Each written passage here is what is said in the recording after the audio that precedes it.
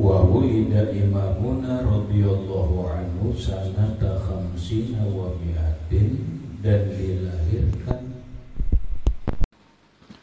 wa wulida imamuna radhiyallahu anhu, dan dilahirkan imam kita Syafi'i radhiyallahu anhu, semoga Allah meridai beliau, sanata khamsina wa mi'atin, pada tahun 150 Hijriah. Harinya tidak disebutkan, bulannya tidak disebutkan, tempatnya tidak disebutkan. Mungkin ada di kitab-kitab lain. Wa tuwfiya yaumal jum'ati, dan diwafatkan atau meninggal yaumal jum'ati, pada hari Jumat, salaha akhir Rajab, bulan Rajab, sanata arba'in wa mi'atain, pada tahun 204. Maka umur Imam Syafi'i berjumlah 204 dikurang 150 berapa? 54.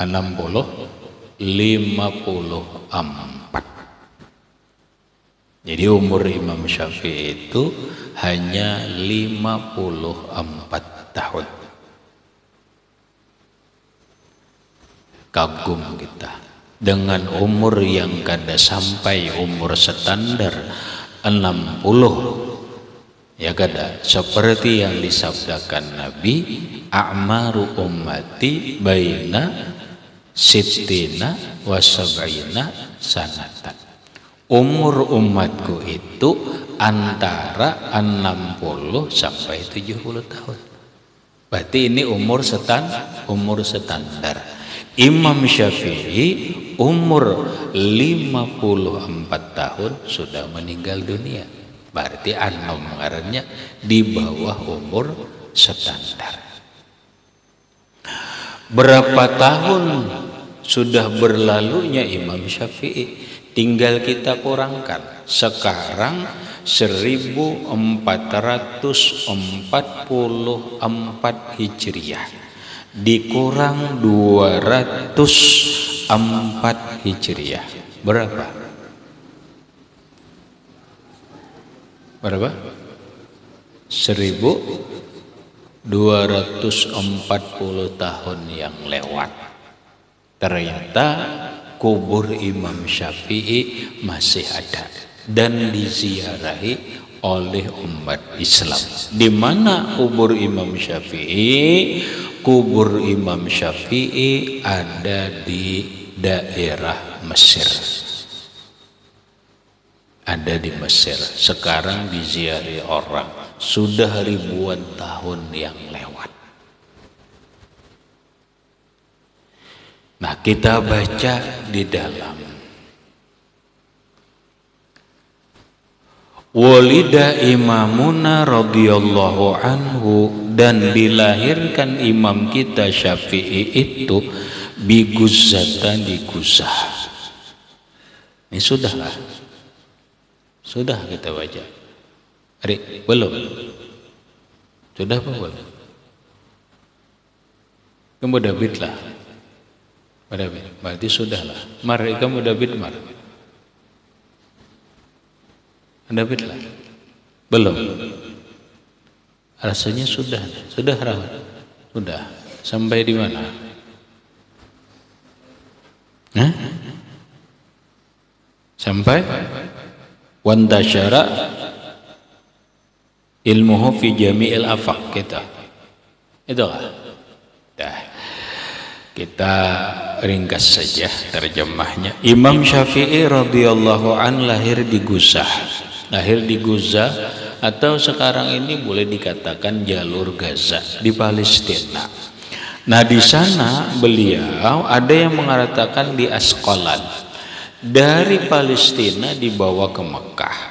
Lalu umur 2 tahun dibawa ke Mekah oleh ibu beliau.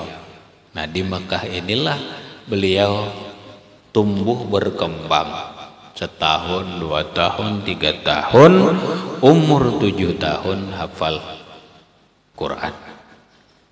Kita katakanlah umur 7 tahun hafal Quran. Kemudian umur 10 tahun hafal kitab Muwatta, kitab hadis yang dikarang oleh Imam Malik radhiyallahu an yang sangat tebal. Umur 10 tahun hafal. Umur 15 tahun beliau menjadi orang yang diizinkan berfatwa. Orang yang sudah keilmuannya mencukupi, persyaratannya mencukupi, lalu diizinkan oleh guru beliau untuk memberikan fatwa kepada manusia. Mungkin kalau dibahasakan sekarang bisa aja menjadi ketua MOE, ketua Majelis Umum Majelis Ulama Indonesia, umur 15 tahun. Kamu berapa umur? 15 sudah. Jurmiyah masih hafal? Masih. Alhamdulillah. Quran enggak ada lagi? Quran enggak ada hafal. Lah, lalu Imam Syafi'i dari Makkah pindah ke Baghdad. Pada tahun 195 tahun. Umur berapa tinggal menghitung. Beliau di Baghdad 2 tahun. Di saat di Baghdad, ulama-ulama Baghdad mendatangi Sidin berkumpul. Ada nang bermuzakarah, ada nang belajaran dan lain-lainnya selama 2 tahun. Di Baghdad inilah Imam Syafi'i mengeluarkan ijtihad beliau atau menyusun kitab yang merupakan ijtihad beliau. Lalu kitab atau hasil ijtihad Imam Syafi'i ketika beliau di Baghdad ini disebut dengan Qaul Qadim atau mazhab Qadim. Itulah. Nah, lalu Imam Syafi'i kembali ke Mekah beberapa waktu, kemudian kembali lagi ke Baghdad beberapa waktu, lalu beliau keluar dari Baghdad menuju Mesir. Dari Baghdad Irak pindah lagi ke Mesir. Tahu Mesir, Pak? Mana? Lain Mesiraan. Mesir terkenal dengan Ardul Anbiya, negerinya para nabi. Ada juga yang menyebut Ardul Fir'aun, negerinya Fir'aun. Karena Fir'aun itu di Mesir, para nabi-nabi di lain di Mesir. Nabi Musa, nabi-nabi termasuk Nabi Idris sendiri di Mesir. Nah, pindah Sidin ke Mesir. Maka di Mesir inilah beliau menyebarkan ilmu, mengajar, lalu beliau berijtihad lagi dalam hukum fikih, ngarang lagi, nyusun lagi. Maka hasil ijtihad Imam Syafi'i agak berbeda di Mesir, agak berbeda dengan yang di Baghdad di Irak. Nah, hasil ijtihad Imam Syafi'i di Mesir ini disebut dengan qaul jadid. Kayak lagi qaul jadid atau mazhab jadid. Lalu mungkin kita berpikir yang sekarang ini kita baca fikih Syafi'i ini berdasarkan mazhab apa? Apakah mazhab qadim atau mazhab jadid? Itu kalau karena Imam Syafi'i itu terkena dengan dua mazhab qadim lawan mazhab jadid. Sekarang fikih Syafi'iyah, fikih Imam Syafi'i kita pelajari mulai babut toharah, bab bersuci dibahas mulai banyunya, beristinja, berwudu, sembahyang dan lain-lainnya menurut mazhab Syafi'i. Yang kita pakai sekarang ini adalah mazhab jadid. Mazhab jadid. Namun ada beberapa masalah mazhab qadim yang masih diambil dimasukkan ke dalam mazhab jadid. Paham? Mul? Paham? Wan. Nah, jadi yang kita pelajari ini adalah fikih Syafi'i atas dasar mazhab jadid, mazhab yang dihasilkan oleh Imam Syafi'i ketika beliau berada di Mesir. Maka di Mesir inilah Imam Syafi'i radhiyallahu anhu meninggal dunia pada hari Jumat akhir bulan Rajab pada tahun 204, di mana beliau dikuburkan beliau di satu tempat yang bernama Qurafah.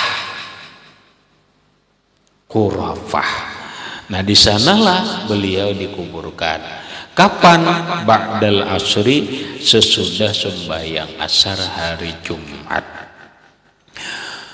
Sepeninggal Imam Syafi'i, intasyara ilmuhu fi jami'il afaqi.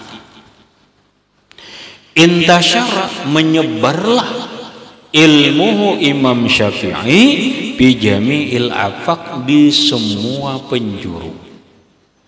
Di semua penjuru, baik penjuru timur, penjuru barat. Kalau bahasa sekarang, ilmunya Imam Syafi'i itu sudah menyebar ke seluruh dunia. Menyebar ke seluruh dunia.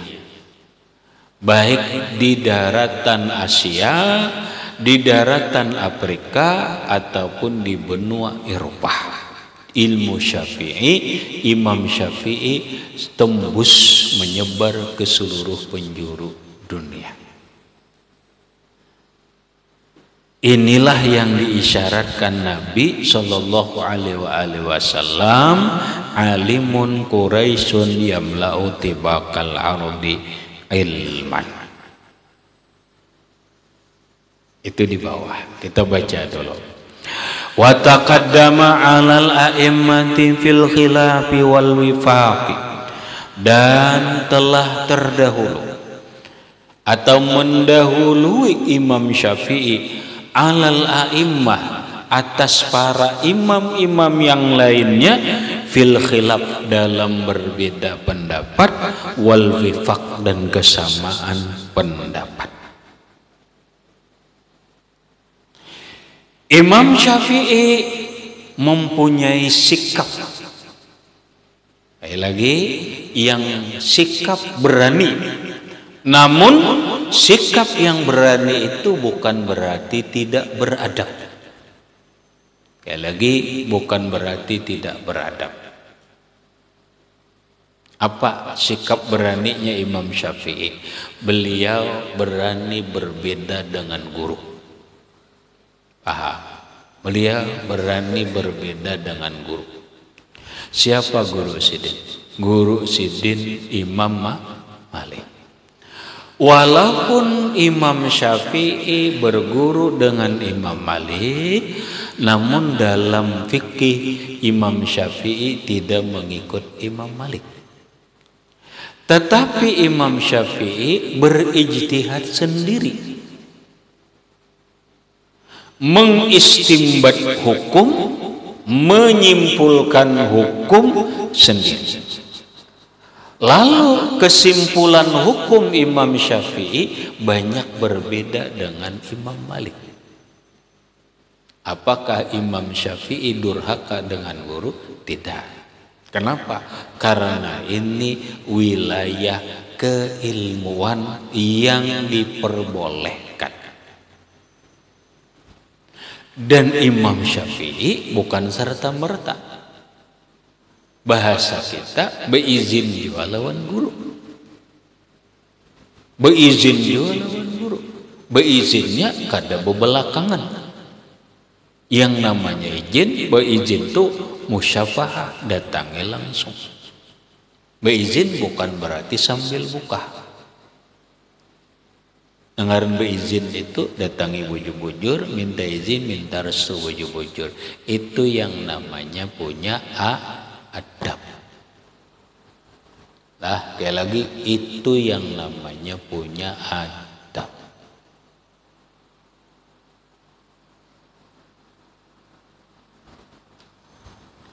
Kalau kita sudah jauh-jauh macam-macam dan itu sudah hendak buka hanyar minta izin, itu tidak masuk kategori dalam beradab. Paham, Rik? Lah, perhatikan lah. Imam Syafi'i beradab, bepada dari awal bepada, izin. Sehingga Imam Syafi'i bukan durhaka lawan Imam Malik.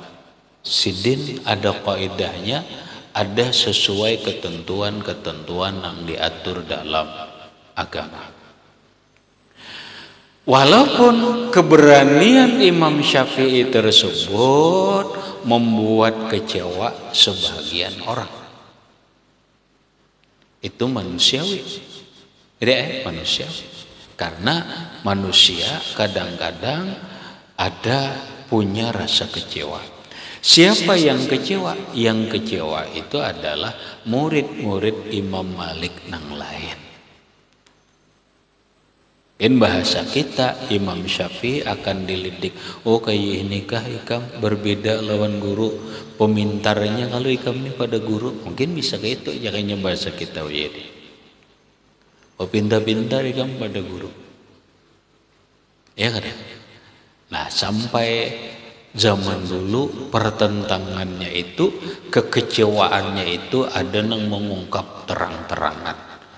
Ada yang hanya kekecewaannya itu ditahani. Tapi kebanyakan atau ada di antara murid-murid Imam Malik yang kecewa dengan sikap Imam Syafi'i. Karena Sidin berbeda dengan Imam Malik, berbeda dengan guru. Bolehlah berbeda lawan guru selama itu sesuai dengan koridor hukum, kada jadi masalah. Tidak jadi masalah. Dulu atau dalam keilmuan saleh, dalam ilmu thariqat, seorang mursyid dan dengan seorang murid.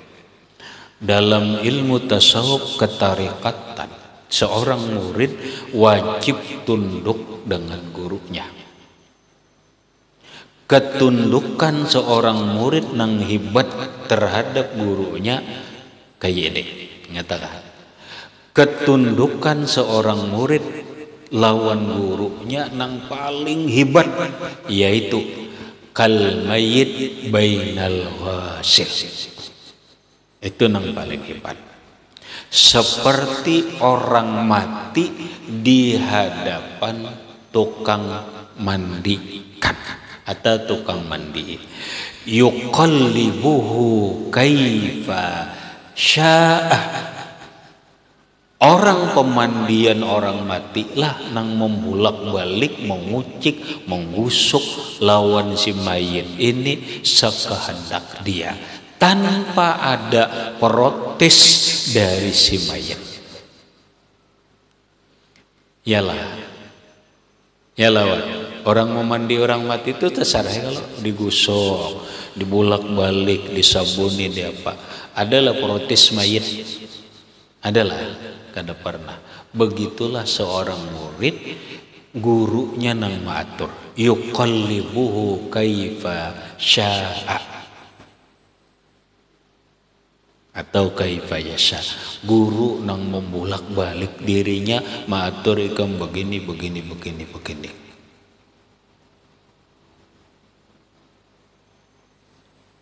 Adalah protes, tidak boleh protes. Ini adab yang paling hebat seorang murid kepada gurunya.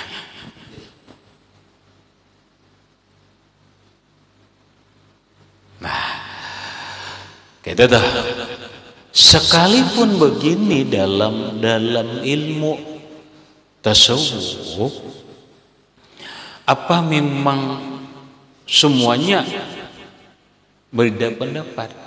Kenapa masalah ini Saleh pernah dibahas dalam komisi Bahsul Masail dalam Thariqat. Wajibkah, pertanyaannya, wajibkah seorang murid mengikuti partai gurunya? Karena guru mursyid ada juga yang masuk partai.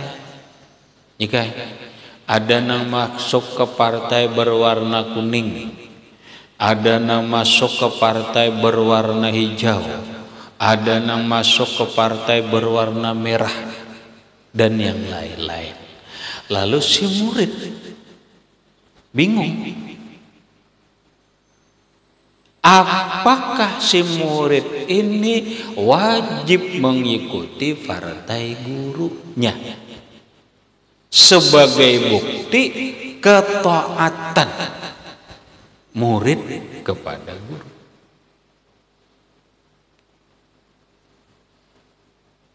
Sudah dibahaslah. Ada yang memadahkan wajib karena dalilnya begini, ada yang memadahkan tidak wajib, dalilnya begini. Digodok permasalahan itu oleh tim ahli 9 orang.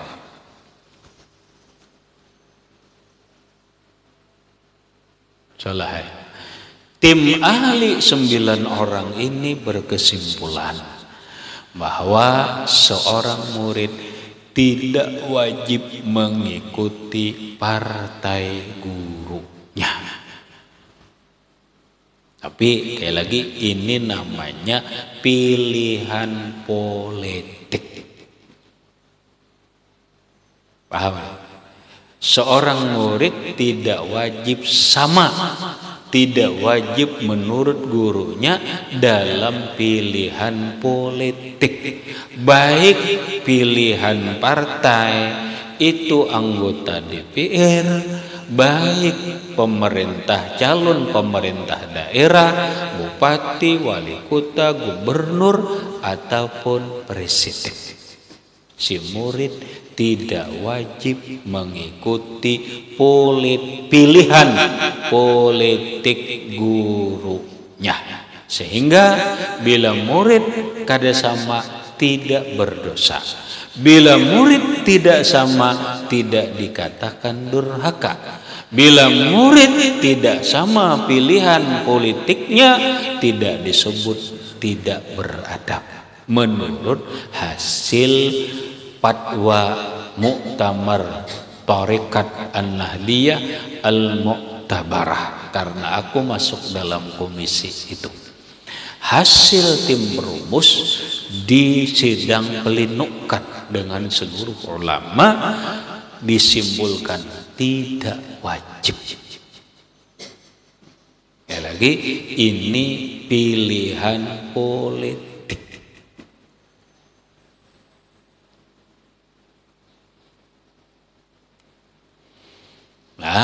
Nah ini harus dirinci.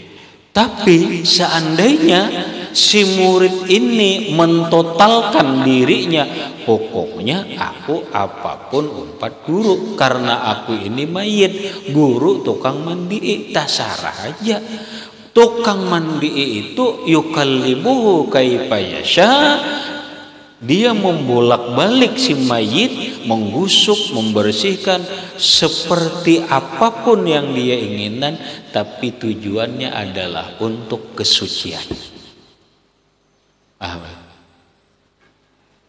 Guru nang maatur kita, tujuan guru maatur kita adalah untuk kesucian diri kita, untuk kesucian pikiran kita, untuk keselamatan kita dunia dan akhirat. Maka dengan kayak ini ada yang bersikap total. Nang gaya apakah? Aku 4 guru tipang. Cuma kadang menyalahkan orang, kadang membahas orang.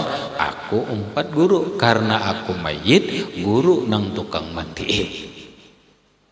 Itulah adab yang tertinggi di dalam tarekat, dalam keagamaan dunia tasawuf, seorang murid terhadap guru. Nah, Imam Syafi'i berbeda dalam fikih dengan peguruan sidit. Elah, durhakakah beliau? Tidak. Sekalipun sebagian murid Imam Malik ada rasa kecewa. Dan sekarang banyak terjadi ya. Banyak terjadi. Kamu gak ada 4 guru kah hari raya? Kada. 4 siapa? Pengumuman pemerintah. Ya kada salah. Salah kahinya, durhaka kahinya lawan guru? Tidak. Kamu nampak? Aku 4 guru aja. Guru ada aja dalilnya. Salahkah? Tidak. Kadang-kadang. Paham? Nah. Habis. Berikut. Fil khilaf wal wifaq, dalam perbedaan pendapat dan kesamaan pendapat. Kada semua berbeda, tapi wayah-wayah ada kesamaan dalam hasil ijtihad. Wa alaihi hummila atau hamlul hadis. Wa alaihi, dan atas Imam Syafi'i lah hamlul hadis, dihubungkan hadis. Hamlul hadis itu dihubungkan hadis Nabi. Alimun Quraisyun yamla'u tibaqal ardi ilman. Ujar Rasulullah, alimun Quraisyun, ada seorang yang alim dari turunan Quraisy, Arab Quraisy.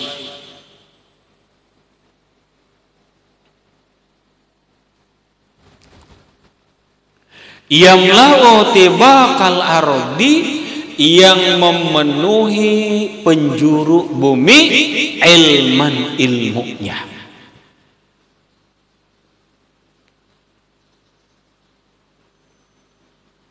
Coba salah kita pahami hadis ini. Ini hadis Rasulullah. Aku kada tahu.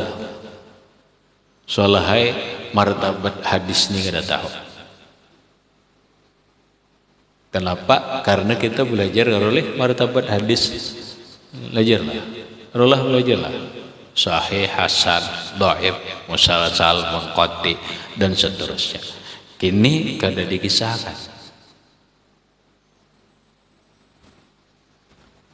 Yang jelas ini hadis bukan hadis dhaif. Bukan hadis dhaif. Nabi mengatakan sebelum lahir Imam Syafi'i. Dengan bahasa lain, ini isyarat. Ini isyarat. Kalau bahasa kasar, ini salahai, mungkin bahasa orang ini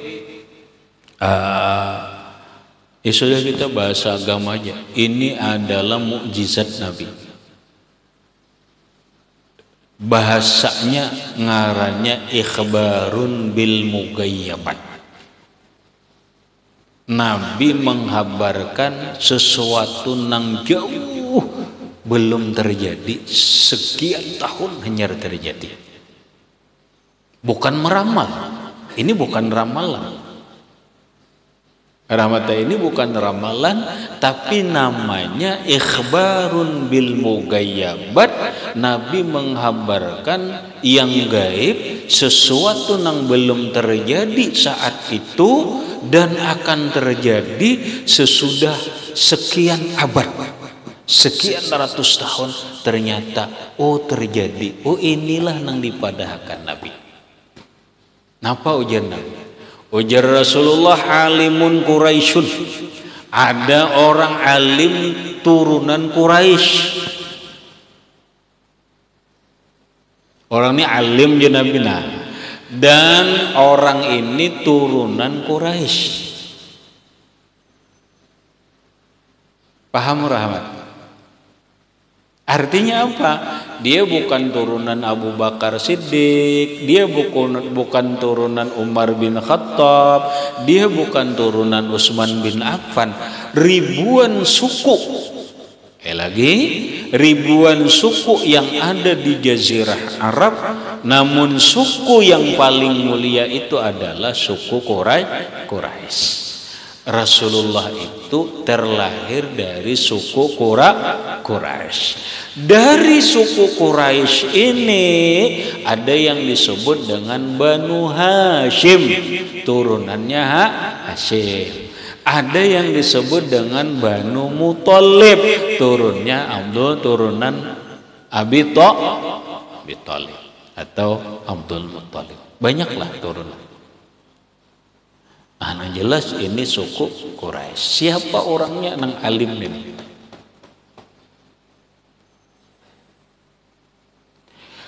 Orang ini orang Quraisy yamla'u tibaqal ardi ilman. Ilmunya memenuhi seluruh penjuru bumi.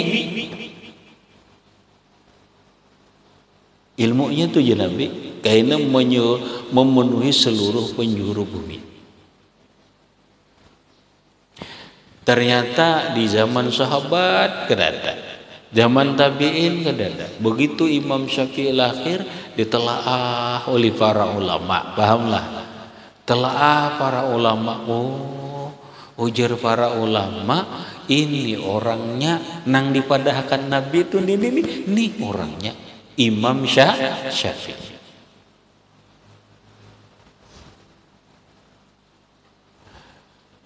Sekian ratus tahun yang lewat, Nabi sudah mengatakan akan lahir ini. Imam Syafi'i akan lahir. Adalah manusia salah nang gitu salah. Ikhbarun bil mugayyabat namanya.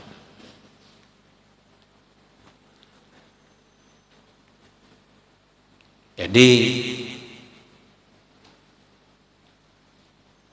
kalau orang mengatakan Nabi itu tidak mengetahui yang gaib, benarkah? La ya'lamul ghaib illallah.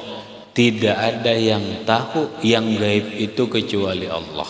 Tapi di ayat lain ada orang yang diberitahu oleh Allah Subhanahu wa taala.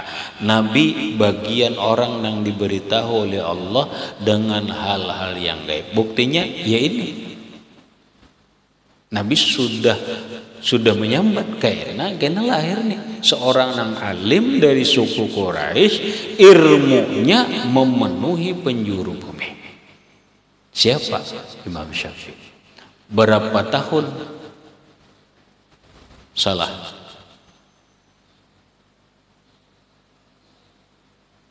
Setelah Rasulullah.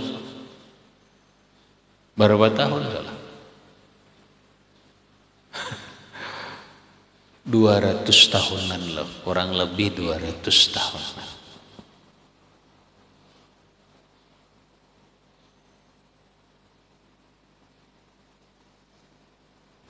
Hah?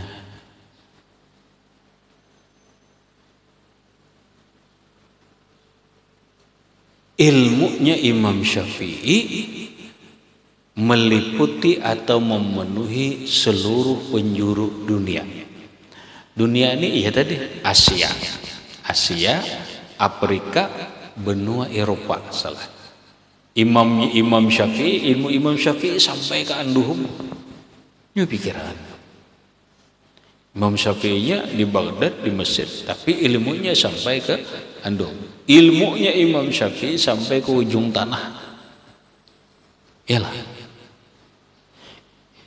Ilmunya Imam Malik sampai ke lawan kita, ada sampai. Karena kita kada belajar mazhab Maliki. Seandainya kita belajar mazhab Maliki, berarti ilmunya Imam Malik sampai kepada kita. Ilmunya Imam Ahmad bin Hambal sampailah kepada kita.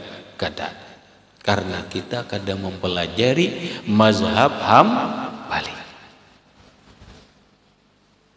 Ilmunya Imam Abu Hanifah atau Imam Hanafi kada sampai kepada kita karena kita kada mempelajari mazhab Hanafi, kecuali ketika kita belajar kitab Al-Mazahibul Arba'ah, mempelajari kitab 4 mazhab Syafi'i, Hanafi, Maliki, Hambali kita pelajari, maka berarti ilmu para imam mazhab sampai kepada kita.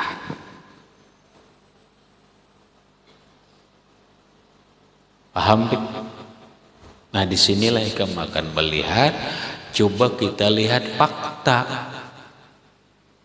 Kita lihat fakta. Fakta sekarang dulu. Di seluruh penjuru bumi ini umat Islam itu kan melaksanakan ibadah. Ibadah itu sebagian ada yang memakai beribadah dengan mengikuti mazhab, ada yang tidak mengikuti mazhab. Di Indonesia yang tidak mengikuti mazhab diantaranya adalah Muhammadiyah. Mereka tidak bermazhab. Bukan Syafi'i, bukan Hanafi, Maliki, Hambali, tetapi mereka mengklaim langsung Quran dan hadis.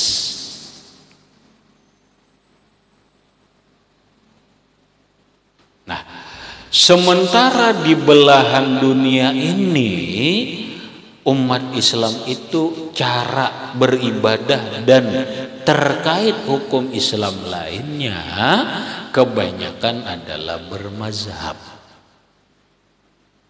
Maka pengikut mazhab yang terbanyak di seluruh penjuru dunia ini adalah mazhab Syafi'i.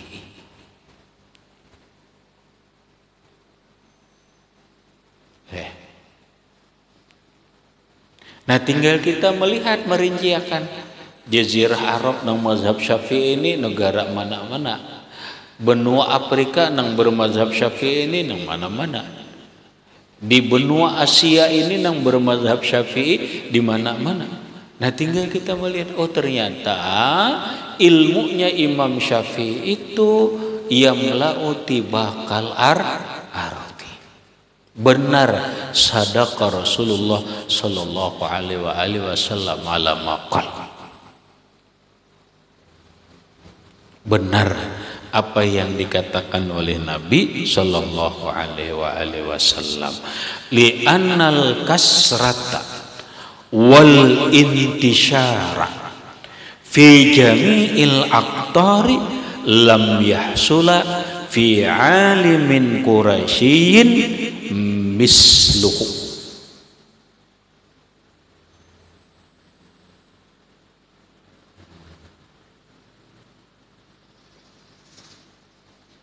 Mislahu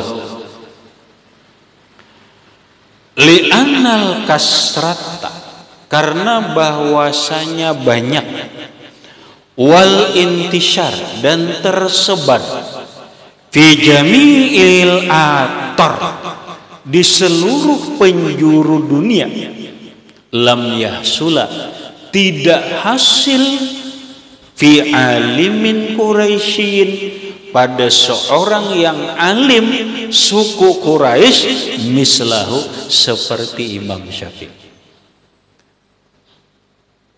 Ini penelitian, artinya penelitian pengarang kitab I'anatul Talibin Sayyid Bakri bin Muhammad Syatta. Beliau meneliti, melihat, menelaah, ternyata di dunia ini nang ilmunya menyebar, ilmunya banyak, itu hanya Imam Syafi'i, bukan Imam Malik, bukan Imam Hanafi, bukan Imam Ahmad bin Hambal sekalipun. Nah, itu tinggal kita melihat lagi. Soleh, sekalipun Imam Syekh Abdul Wahab Asy-Sya'rani di dalam kitab Mizanul Kubra mengatakan akhir zaman. Nah, tinggal melihat akhir zaman yang paling banyak pengikut mazhab itu adalah mazhabnya Imam Hanafi. Itu ya bahasa kita kalau dikasarakan ngarannya jika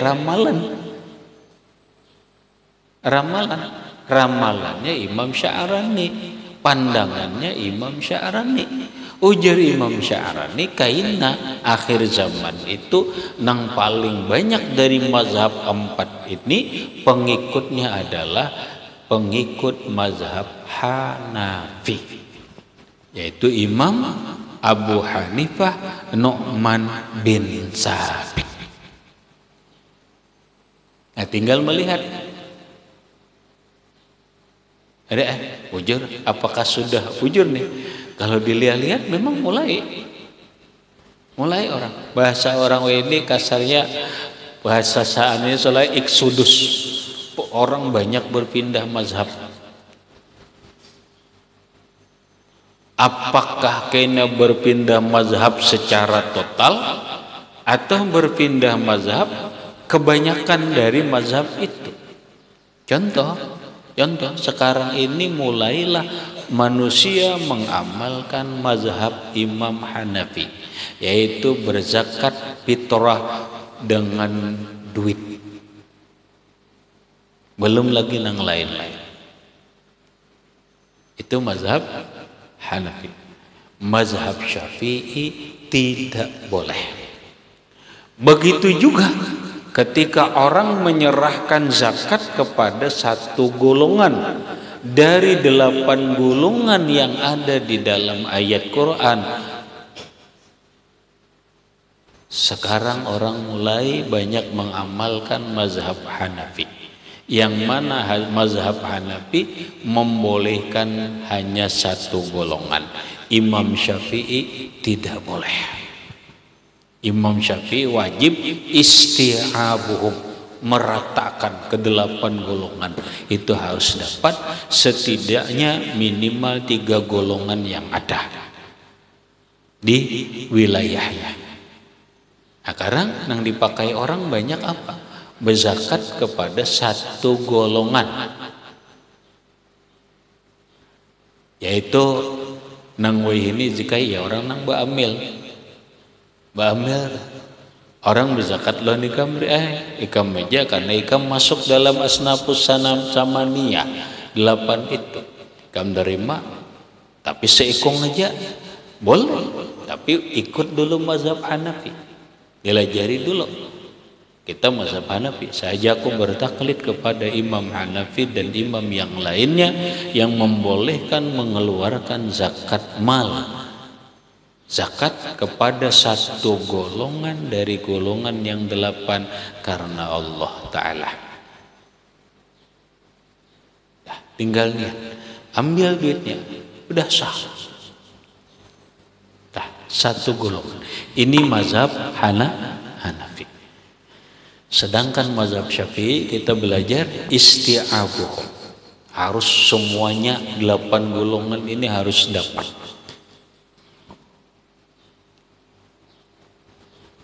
Nah, artinya apa yang disabdakan Nabi ini jelas oleh para ulama, ini adalah Imam Syafi'i radhiyallahu anhu.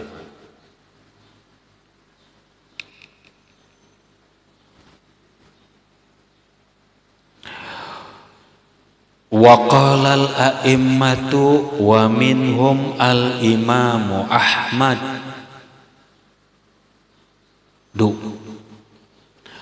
Wa qala al-a'immatu, dan berkata para imam, wa minhum, di antara mereka para imam itu Ahmadu, Imam Ahmad bin Hambal. Yang mana Imam Ahmad bin Hambal ini adalah muridnya Imam Syafi'i. Para imam, di antaranya Imam Ahmad bin Hambal berkata, hazal alimu huwa Syafi'i.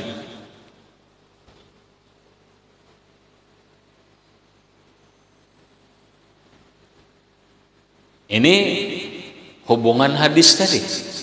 Alimun Qurasyiyun yamla'u tibaqal ardi ilman.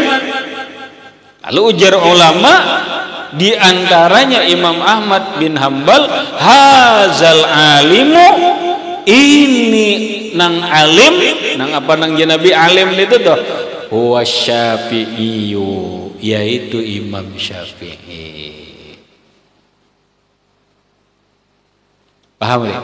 Kan tadi hadisnya kan tuh alimun Qurasyun. Nang alim itu siapa? Ujar para ulama, ujar para imam, di antaranya Imam Ahmad bin Hambal, hazal alimu, ini nang alim dalam hadis tadi, huwa Syafi'iyyu, dia adalah Imam Syafi'i radhiyallahu anhu. Nah, apa artinya? Artinya kealiman Imam Syafi'i itu diakui oleh para ulama, para imam. Bahasa fikih salah itu bila khilafin, kadada khilaf lagi, bahwa Imam Syafi'i lah alimun Qurasyiyun yamla'u tibaqal ardi.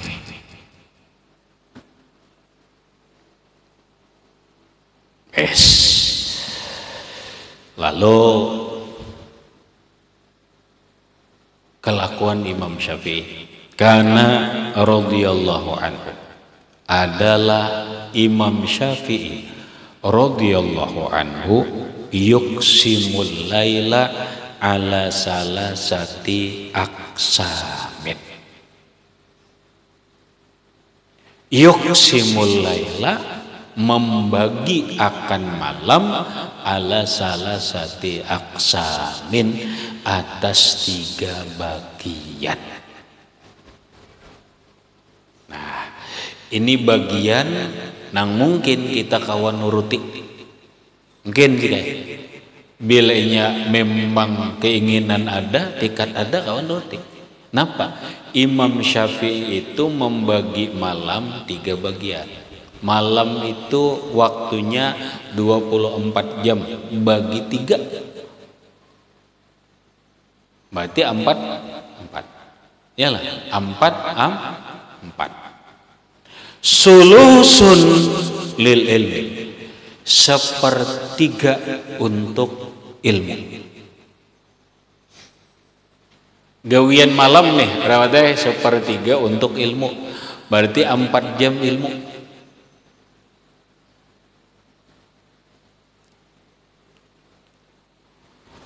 Wasulusun lisholah, 1/3 untuk sembahyang dalam kurung ibadah. Wasulusun linnaum, 1/3 untuk tidur.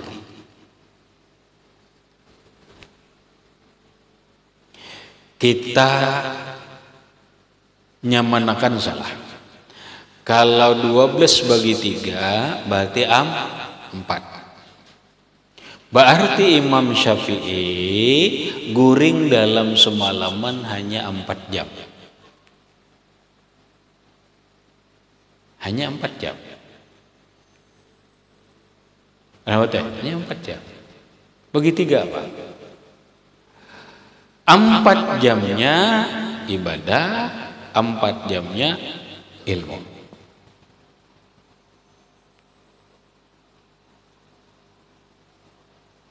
Simpulkan. Berurutan kah? Mun kita berurutan, salah hai. Hitunglah malam ini mulai jam 6. Ya kada? Jam 6 sampai jam 6 berarti 12. Jam 6, jam 7, jam 8, jam 9, jam 10 untuk ilmu. Baik ma'ajar ataupun mutola'ah ataupun belajar. Maka pengajian cukup sampai jam 10. Yalah. Berarti jam 10 guring. 10 guring. Jam 10, jam 11, jam 12, jam 1, jam 2 bangun. Bangun. Jam 2 bangun. Maka jam 3, jam 4, jam 5, jam 6 khusus ibadah. Sampai terbit fajar. Itu Imam Syafi'i. Kalau kita bagi jamnya. Kalau kita bagi jamnya. Kalau kita memahami bagiannya, kada mesti jamnya, nang penting gawian malam itu 3 macam.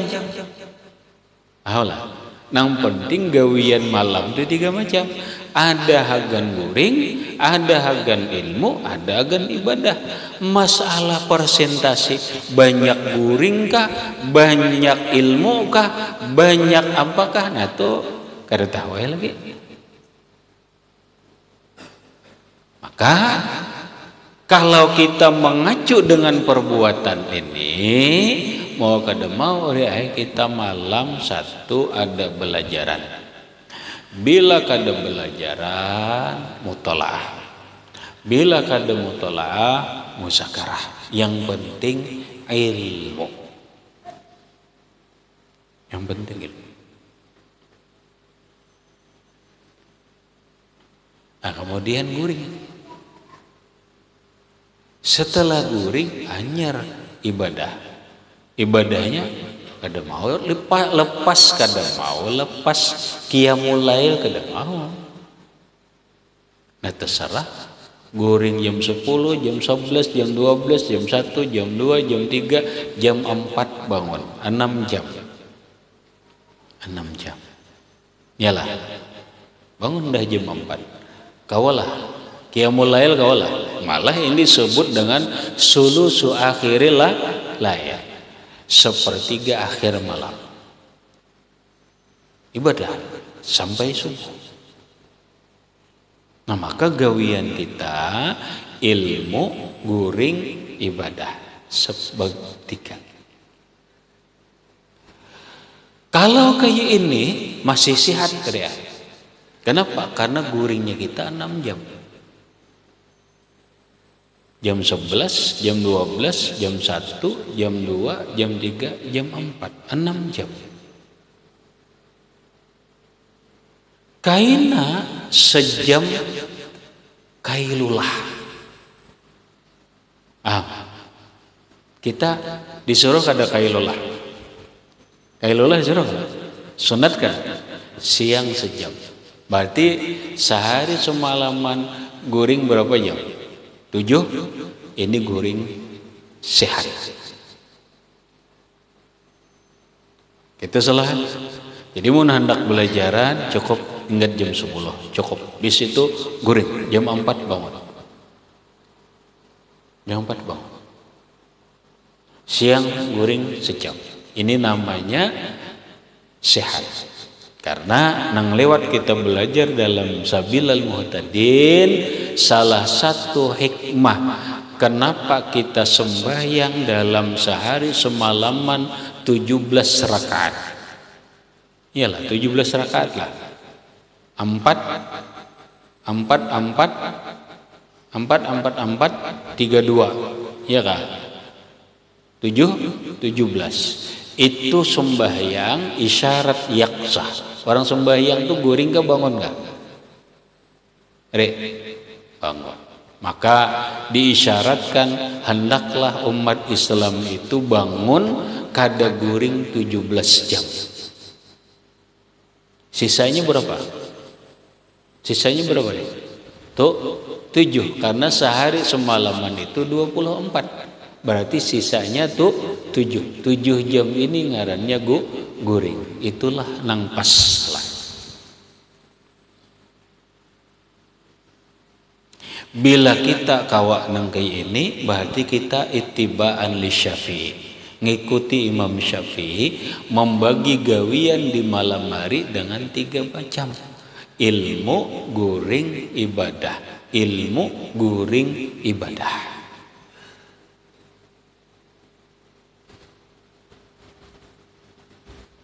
Mau orangnya ulama, mau orang alim, mau santri atau pedagang, yang penting ilmu guring ibadah, ilmu guring ibadah. Itu gawian Imam Syafi'i radhiyallahu an. Habis. Kemudian wa yakhtimul Qur'ana fi kulli yaumin marratan. Wa yakhtimul Qur'ana, dan mengkhatamkan Imam Syafi'i itu akan Al-Qur'an kulla yaumin, setiap hari, atau fi kulli yaumin, pada setiap hari, marratan, 1 kali khatam. Masya Allah. Ini hafal bang leh. Yang mana ya hafal? Kita sebulanan nggak datang. Atam wan. Atam bulan puasa. Atam. Guringnya bang atam malah. Nah ya. Atam. Kadang Imam Syafi'i setiap hari sekhatam. Bila bulan Ramadan sehari 2 kali hatam. 2 kali. Bila bulan Ramadan 2 kali. Wa yakhtimu fi Ramadana 60 marratan. Dan mengkhatamkan Imam Syafi'i akan Al-Quran pada bulan Ramadan 60 kali khatam. Berarti sehari semalaman 2 kali khatam Quran. Kayak apa? Mana ilmunya, mana ibadahnya, mana akhlaknya, ya Allah.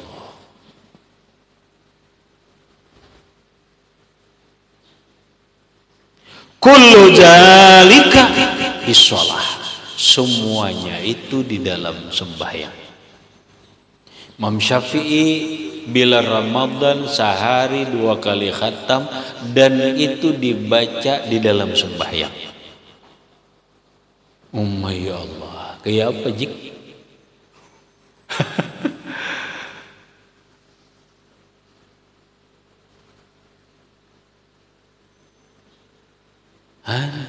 Nangkai ini orang alim bahari nangaran bujuran alim tuh nangkai ini. Gitu ini bah kisah alim kada disebut tuan guru sarik bah bujuran alim kada. Kada tertulis undangan soalnya guru kada tulis kada tolak konejer ini lain aku nejer. Ya Allah, kayak apa?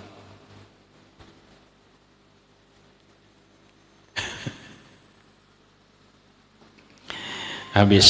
Kemudian wa kana radhiyallahu anhu ila akhirih wallahu subhanahu wa ta'ala alam bissawab.